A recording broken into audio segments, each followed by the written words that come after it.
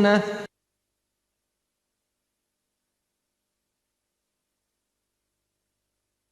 نحمده ونصلي على رسوله الكريم أما بعد فأعوذ بالله من الشيطان الرجيم بسم الله الرحمن الرحيم رب اشرح لي صدري ويسر لي أمري واحلل عقدة من لساني يفقهوا قولي اعوذ باللہ من قرآن پاک کی ابتدا الحمدللہ سے ہوتی ہے۔ الحمدللہ کلمہ شکر ہے۔ گویا قرآن پاک ہمیں شکر ادا کرنے کی تعلیم دیتا ہے۔ ہماری آج کی گفتگو کا موضوع بھی شکر ہے۔ سوال یہ پیدا ہوتا ہے کہ شکر ہے کیا؟ شکر کیوں ادا کیا جائے؟ شکر کس کا ادا کیا جائے؟ شکر کسی بھی انسان کے اندر اٹھنے والے اس عظیم احساس کا نام ہے جو وہ نعمت دینے والے کے لیے رکھتا ہے۔ انسان اپنے رب کے ساتھ جو بہترین تعلق قائم کر سکتا ہے اس کی بنیاد بھی شکر گزاری کا جذبہ ہے۔ انسان کے دل میں جب بھی اللہ تعالیٰ کی نعمتوں کے بارے میں قدردانی پیدا ہوتی ہے تو واقعی وہ پکار اٹھتا ہے الحمدللہ رب العالمین، سب شکر سب تعریف اللہ کے لیے ہے جو رب ہے سارے جہانوں کا، پالنے والا ہے سارے جہانوں کا۔ اگر غور کیا جائے تو ہمارے پاس جتنی بھی نعمتیں ہیں، جو کچھ بھی ہم رکھتے ہیں، وہ سب کا سب اسی کی طرف سے ہے، یعنی اللہ کی طرف سے ہے۔ اس رب کریم نے ہمیں اتنا کچھ عطا کیا ہے کہ جسے ہم گن نہیں سکتے، شمار نہیں کر سکتے، اور اس کے ساتھ ہی اس نے ہمیں یہ خوشخبری بھی سنا دی کہ لَإِن شَكَرْتُمْ لَأَزِيدَنَّكُمْ، اگر تم شکر ادا کرو گے تو میں تم کو اور زیادہ عطا کروں گا، اور زیادہ نعمتیں دوں گا۔ تو گویا شکر ادا کرنا نعمتوں پر مزید نعمتوں کا اضافہ حاصل ہونے کا سبب بنتا ہے۔ شکر کا ادا کرنا دراصل اللہ تعالیٰ پر کسی قسم کا احسان کرنا نہیں ہے۔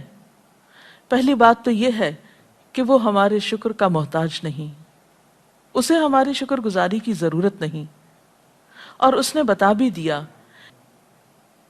وَمَن شَكَرَ فَإِنَّمَا يَشْكُرُ لِنَفْسِهِ، جو شکر ادا کرے گا وہ اپنے ہی فائدے کے لیے کرے گا، اپنی ہی ذات کے لیے کرے گا۔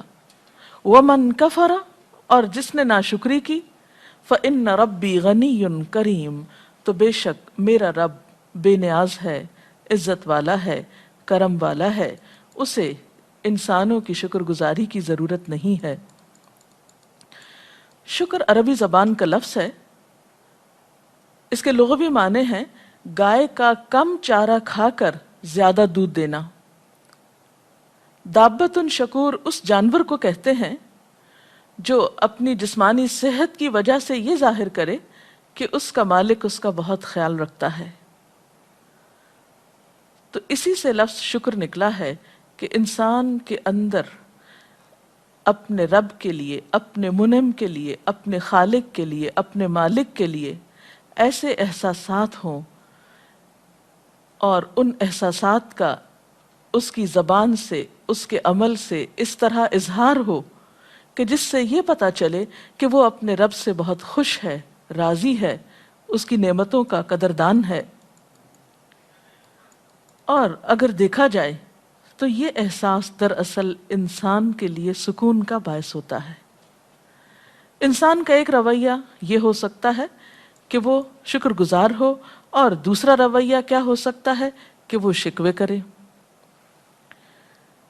شکر کرنے والا ایک مثبت سوچ رکھتا ہے، وہ نعمتوں کی طرف توجہ رکھتا ہے، وہ اس چیز پر دھیان رکھتا ہے جو اس کو ملی ہے. اور شکوے کرنے والا ایک منفی ذہنیت کا مالک ہوتا ہے. اس کا دھیان کس چیز کی طرف ہوتا ہے؟ جو اس کو نہیں ملی. یہ تو ہو نہیں سکتا کہ اس دنیا میں ہر انسان کو وہ سب کچھ مل جائے جس کی وہ تمنا کرے، خواہش کرے یا جو وہ چاہے، کیونکہ ایسا ہونا تو صرف جنت میں ممکن ہے، دنیا میں ممکن نہیں ہے. دنیا تو امتحان کے لیے ہے. اس میں اللہ تعالیٰ نعمتیں دیتا بھی ہے اور دے کر یہ دیکھتا ہے کہ نعمتوں کے ساتھ ہم کرتے کیا ہیں اور کتنے شکر گزار ہوتے ہیں. اور بعض اوقات ہمیں کسی نعمت سے محروم بھی رکھ سکتا ہے، اور وہ ایسا کرنے کا حق رکھتا ہے. وہ خالق ہے، وہ مالک ہے، وہ جو چاہے کرے، اسے کوئی پوچھ نہیں سکتا. لیکن ہم سب کے سوچنے کی بات یہ ہے کہ ہم اپنے رب کے بارے میں کس طرح کے احساسات رکھتے ہیں. کیا ہماری سوچ پازیٹیو ہے، مثبت ہے؟ کیا ہم شکر گزار بندوں میں شامل ہوتے ہیں یا پھر ناشکری کرنے والے ہیں؟ اور اگر ہم شکر گزار ہوں گے تو یہ شکر گزاری ہمارے اپنے ہی لیے فائدہ مند ہوگی، اللہ تعالیٰ کی مزید نعمتوں کے مستحق ہوں گے. اور اگر نہیں تو اپنا ہی نقصان ہے. تو آئیے دیکھتے ہیں کہ ہم کس طرح اللہ کے شکر گزار بندے بن سکتے ہیں.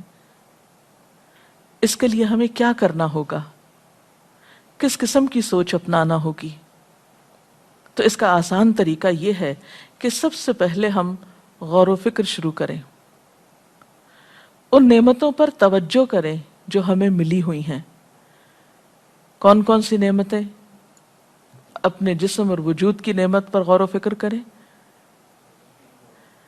جو کچھ ہم کھاتے پیتے ہیں ان نعمتوں پہ غور کریں. جس کائنات میں ہم رہتے ہیں اس میں غور و فکر کریں.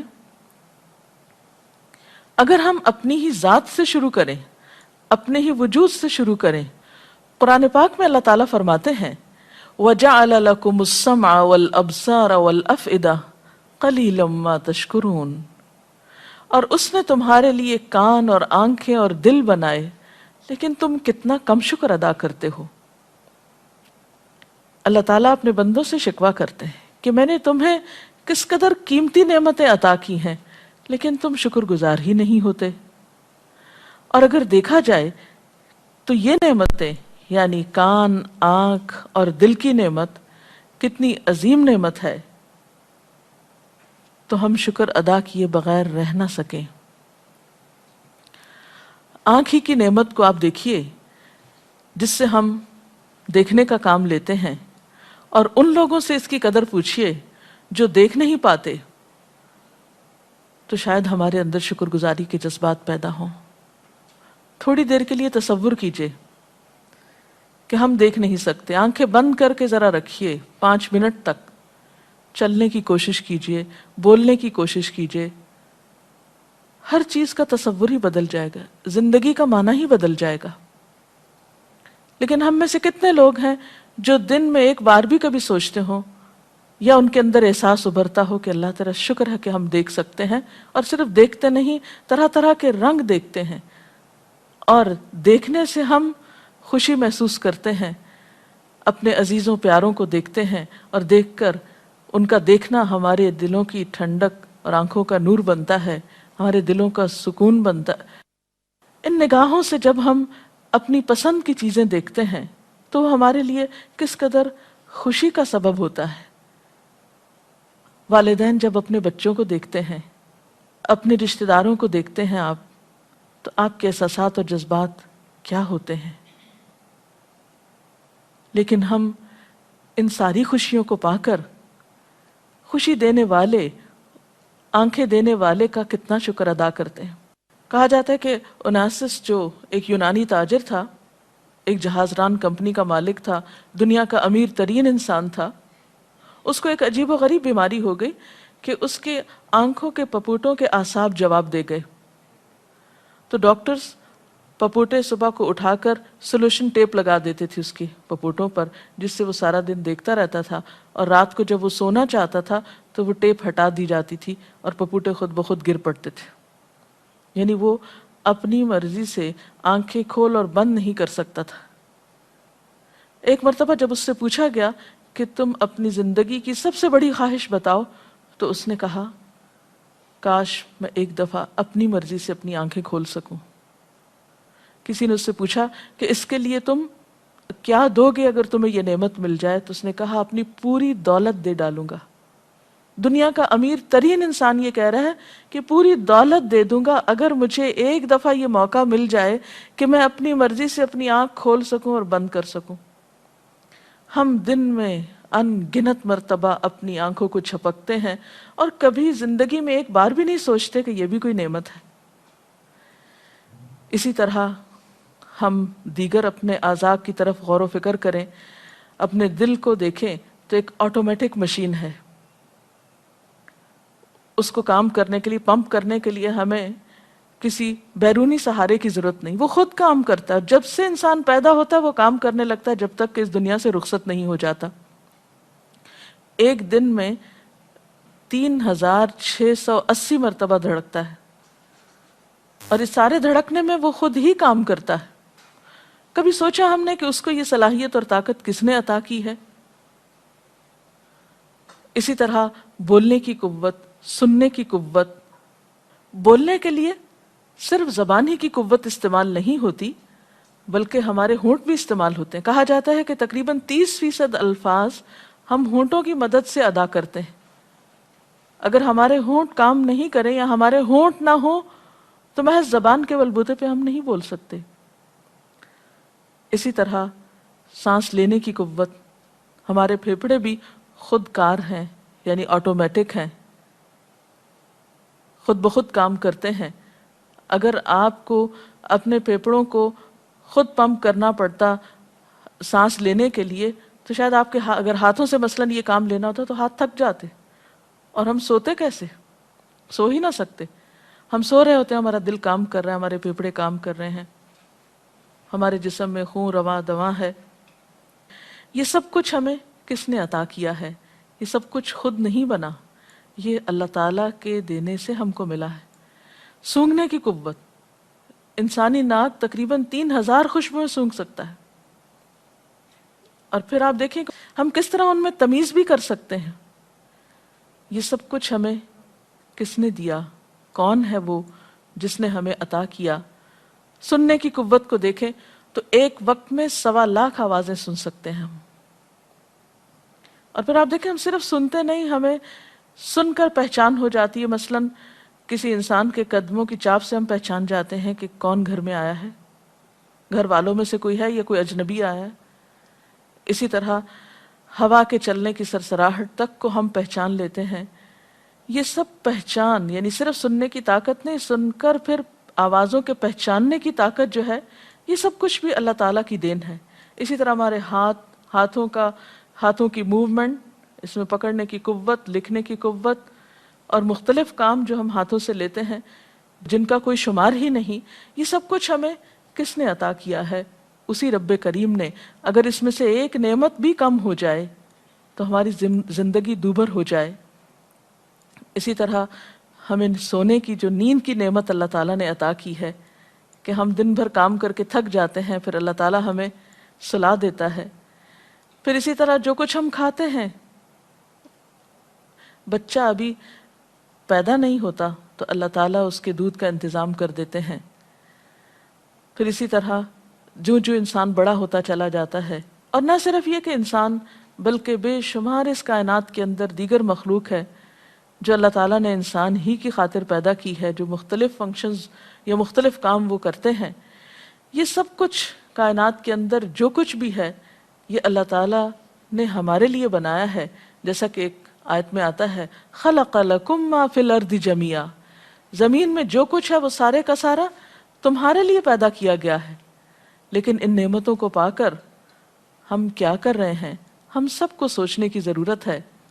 اللہ تعالیٰ قرآن پاک میں سورۃ یاسین میں فرماتے ہیں وَآیَةٌ لَهُمُ الْأَرْضُ الْمَيْتَةُ أَحْيَيْنَاهَا وَأَخْرَجْنَا مِنْهَا حَبًّا فَمِنْهُ يَأْكُلُونَ وَجَعَلْنَا فِيهَا جَنَّاتٍ مِّن نَخِيلٍ وَأَعْنَابٍ وَفَجَّرْنَا فِيهَا مِنَ الْعُيُونِ लियअकुलू मिन समरिही वमा अमिलतहु अयदीहिम अफला यशकुरून। इन लोगों के लिए बेजान जमीन में एक निशानी है, हमने उसको जिंदगी बख्शी, उससे गल्ला निकाला जिसे ये खाते हैं, हमने उसमें खजूरों और अंगूरों के बाग पैदा किए और उसके अंदर से चश्मे फोड़ निकाले ताकि ये उसके फल खाएं। ये सब कुछ इनके अपने हाथों का पैदा किया हुआ नहीं है, फिर क्या ये शुक्र अदा नहीं करते? यानी अल्लाह ताला ने ये सारी नेमतें हमारे लिए बनाई हैं, हमें दावत दी है कि हम इनको इस्तेमाल करें, और इस्तेमाल करने के बाद हमसे किसी किस्म की कोई पेमेंट नहीं मांगी, कोई किराया तलब नहीं किया, सिर्फ किस चीज़ का मुतालबा किया है कि इनको इस्तेमाल करके शुक्र अदा किया जाए। क्योंकि शुक्र एक ऐसा जज्बा है जो खालिक और मखलूक के दरमियान एक खूबसूरत ताल्लुक को जन्म देता है। शुक्रगुजारी अगर न हो और इंसान नेमतों के इस्तेमाल को बग़ैर किसी एहसास के साथ करता चला जाए तो ऐसा इंसान फिर इंसान कहलाने का मुस्तहिक नहीं।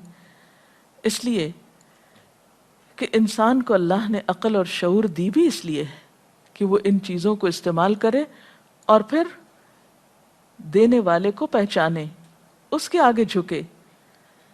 फिर आप देखिए कि शुक्र जो है वो सिर्फ दिल में नहीं होता, अगरचे वो उठता दिल से है, लेकिन जो चीज़ दिल से उठती है फिर वो ज़बान पर आ ही जाती है और उसके लिए फिर इंसान अपने रब का जिक्र करता है।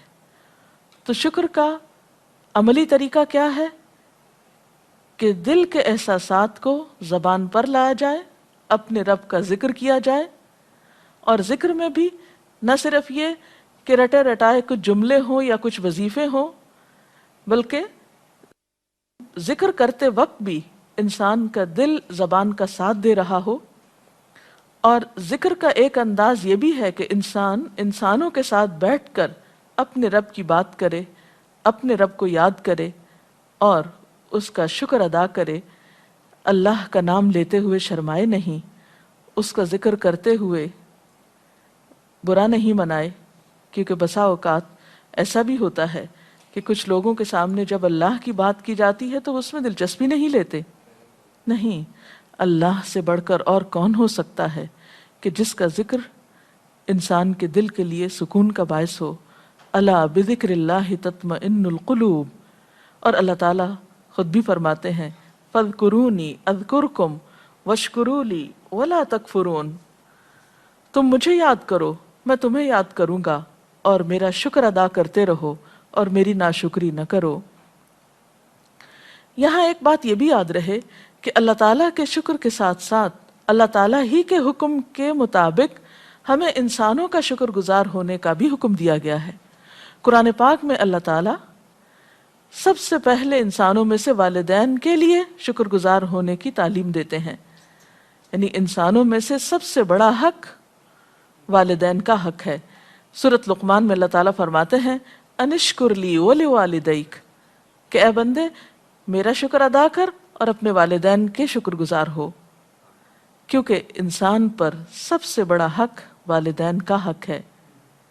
और फिर उसके बाद वो तमाम इंसान जो किसी भी इंसान पर किसी भी तरह का कोई एहसान करते हैं, और नबी सल्लल्लाहु अलैहि वसल्लम ने शुक्रगुजार होने के लिए ख़ास तलकीन फरमाई, फरमाया मन लम यशकुरिन्नास लम यशकुरिल्लाह। जो लोगों का शुक्र अदा नहीं करता वो अल्लाह का भी शुक्रगुजार नहीं हो सकता। गोया अल्लाह ताला के हुक्म के तहत हर एहसान करने वाले, खा उसका एहसान छोटा हो या बड़ा, उसका शुक्रगुजार होने की ज़रूरत है। और शुक्र करने वाला अपनी, और फिर याद रखिए कि शुक्र का फ़ायदा खुद इंसान ही पर पलटता है, इंसान ही की तरफ लौटता है।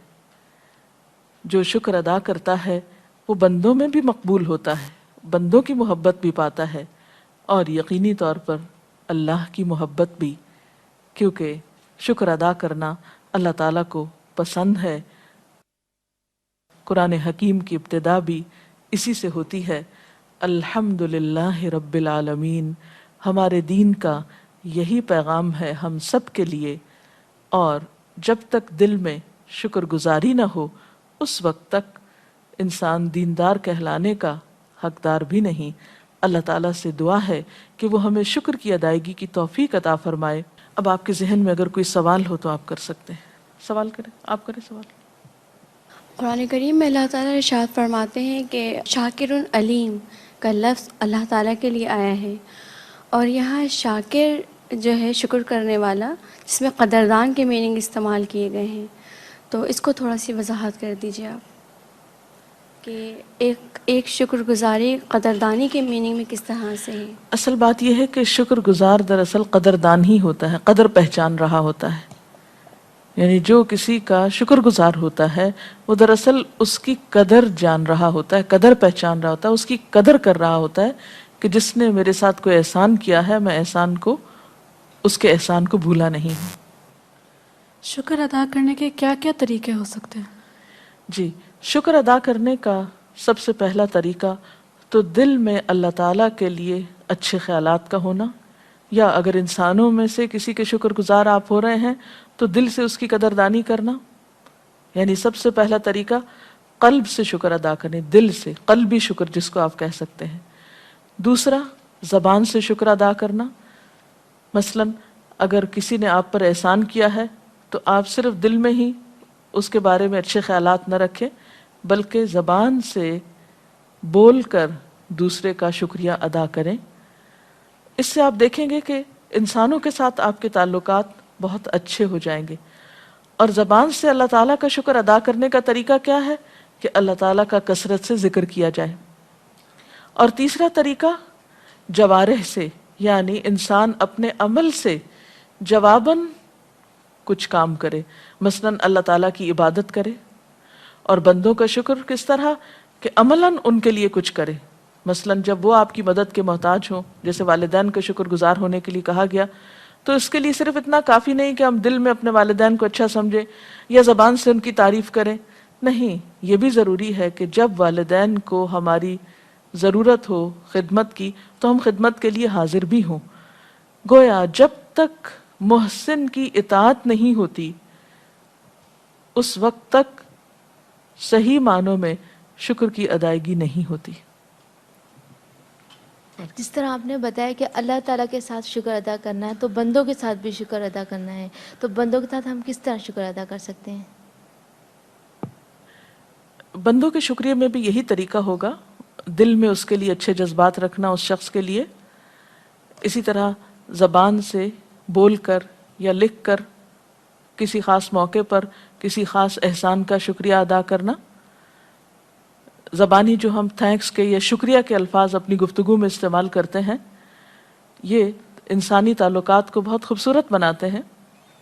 چھوٹی چھوٹی بات پر، چھوٹے چھوٹے احسان پر، ضروری نہیں کہ کسی نے کوئی بہت بڑا احسان کیا تو اس وقت شکریہ ادا کیا جائے، کسی کی چھوٹی چھوٹی نیکی جو ہے ہمارے ساتھ، وہ سب بھی اس قابل ہے کہ اس پر شکریہ بولا جائے۔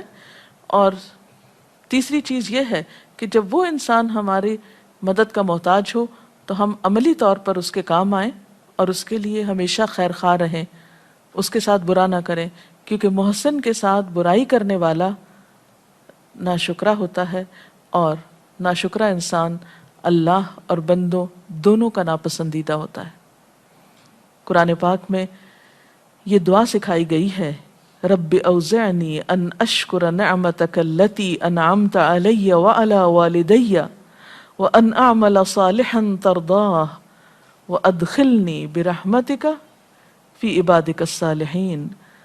اے اللہ مجھے توفیق دے کہ میں تیری ان نعمتوں کا شکر ادا کروں جو تو نے مجھے اور میرے والدین کو عطا فرمائیں، اور ایسا نیک عمل کروں جس سے تو راضی ہو جائے، اور مجھے اپنی رحمت کے ساتھ اپنے نیک بندوں میں شامل کر لے۔